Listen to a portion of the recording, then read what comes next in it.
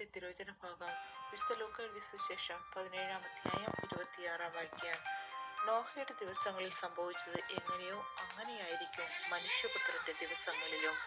യേശുവിൽ സ്നേഹം നിറഞ്ഞ സഹോദരങ്ങളെ, ഇന്നത്തെ തിരുവചനത്തിൽ നോഹയുടെയും ലോത്തിന്റെയും കാലഘട്ടത്തിൽ ജനങ്ങൾക്ക് വരാനിരിക്കുന്ന വിപത്തിനെ കുറിച്ച് മുന്നറിയിപ്പ് ലഭിച്ചിട്ടും അവർ അശ്രദ്ധരായി ജീവിച്ചതിനെ കുറിച്ച് ഓർമ്മിപ്പിക്കുകയാണ്.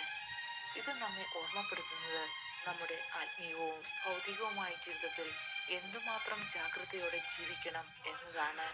ഓരോ നിമിഷവും ഇതെൻ്റെ ജീവിതത്തിൻ്റെ അവസാന നിമിഷമാണെന്ന ചിന്തയോടെ നമ്മുടെ ജീവിതത്തെ ക്രമപ്പെടുത്തണം. നോഹയുടെ കാലത്ത് എല്ലാവരും അവനെ ഭ്രാന്തനെന്ന മുദ്രകുത്തി ഞങ്ങളുടെ ജീവിതചര്യകളിൽ മുഴുകി ജീവിച്ചു. ഇന്നും ഇതൊക്കെ തന്നെയല്ലേ നമുക്ക് ചുറ്റും സംഭവിച്ചു കൊണ്ടിരിക്കുന്നത്. പല വിധത്തിലുള്ള അടയാളങ്ങൾ ഉണ്ടായിട്ടും അനുദിന വ്യഗ്രതകളിൽ മുഴുകി ദൈവത്തെയും ദൈവരാജ്യത്തെയും അവഗണിച്ച് ജീവിക്കുന്നു. നമുക്കൊന്ന് ചിന്തിച്ചു നോക്കാം, എന്താണ് എൻ്റെ ജീവിതത്തിൽ ഇതിന് തടസ്സമായി നിൽക്കുന്നതെന്ന്. നമുക്ക് പ്രാർത്ഥിക്കാം.